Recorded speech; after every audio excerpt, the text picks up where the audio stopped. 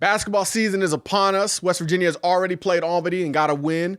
Now, and that was an exhibition game. That didn't really count for anything. But Friday, it does. And West Virginia taking on Texas A&M in Germany. This is a big game. I keep wanting to call it the Armed Forces Bowl, but it's not the Armed Forces Bowl. It's Armed Forces. What's it called? Anyway, it's in Germany. It's a cool game. They got cool uniforms. And West Virginia's showing up as the number 11 ranked team in the AP poll. Very big deal for us. It's not often that we're ranked this high. I actually am pretty nervous about the ranking. What about you? Always, especially when it comes to basketball. Actually, you know what? Any sport that we're ranked high. The thing is, I'm not so worried about West Virginia's basketball like right now. Like I am. I love the Mountaineers, but just like we talk about Gibby getting his guys together and figuring it out. So let's say we don't start off so hot, which I believe we will. Huggins gets his dudes to the NCAA tournament. By the time the tournament comes around, we're going to be ready to play, and we're going to be one of them teams people don't want to see. So hopefully we start out hot. Hopefully Javon Carter is doing them up like he stays at the gym. So, man, I can't wait to see dude play. But it's one of the things where don't sweat it too much because we're going to be in the NCAA, so get your March plans ready. Yeah, I mean, I'm not worried about it that way. I mean, when we ended the season last year against Gonzaga in a game that we really could have won, I won't say should have won because I don't know that we were better than Gonzaga. We were pretty evenly matched. We could have won that game. We shot horrible and barely lost. When the game ends, I was of the belief we'd be a top 10 team this year. What changed is Elijah Macon decides to go pro. That's right. What changes is Issa Ahmad is suspended. Absolutely. What changes is Derek Culver doesn't qualify and isn't showing up in Morgantown. And then Derek Knapp tears his knee up. It changes our depth so much. It changes our maturity and leadership so much. Now, of course, Javon Carter is the leader, reigning defensive player of the year, who dropped 37 against Purdue in a private scrimmage, which really wasn't that private in the end. I think we have what it takes to be a good team, but I think because of injuries, because of graduation with Adrian and Myers gone, and Macon not being there, I really believe that this is a team it's going to take time to develop into the quality that it can be.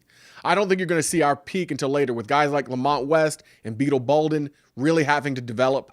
I think they're sophomores this year, so you should be able to see a big jump, but it takes time. The other thing you'll have to wait for is Sags. Sags was great defensively, 1.4 blocks per game last year, but offensively he wasn't a threat. This year we'll get to see what kind of development he's made. We'll get to see if Bender is anything coming off the bench. We'll get to see if Logan Rout, who earned a scholarship, will be anything coming off the bench.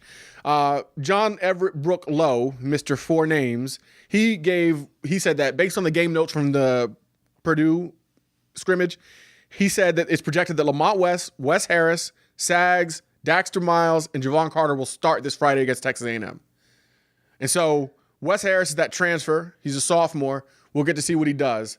But everybody else are pretty much known commodities. We just got to see if they put it all together. I think that I'm gonna go out on a limb. And this is why I always get my feelings hurt.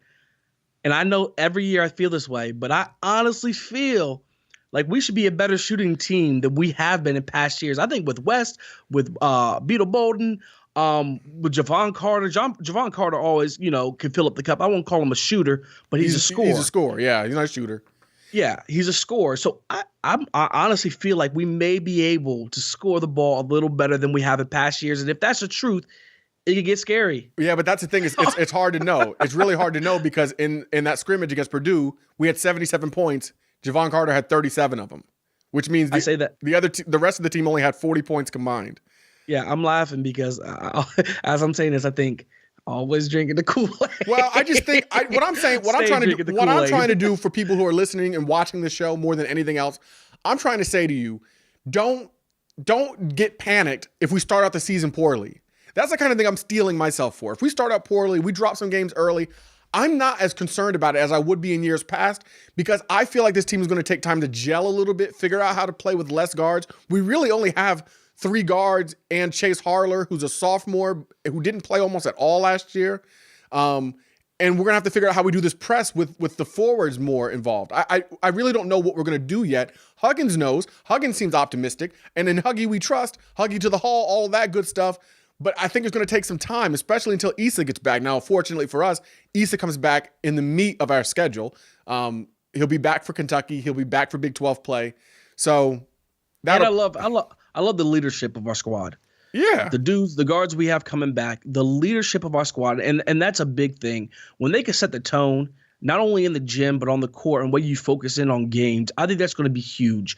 We don't have knuckleheads. We don't have Jonathan Hargis leading our team. You know, we don't have Leangelo, what's his name? Leangelo Ball, Mr. Shoplifting in China. We don't have him on our team. Yeah, that's right. We have good leadership, and I think that goes a long way on a basketball squad. I mean, on any team. Hopefully it stays that way, and hopefully people stay focused. So far, so good.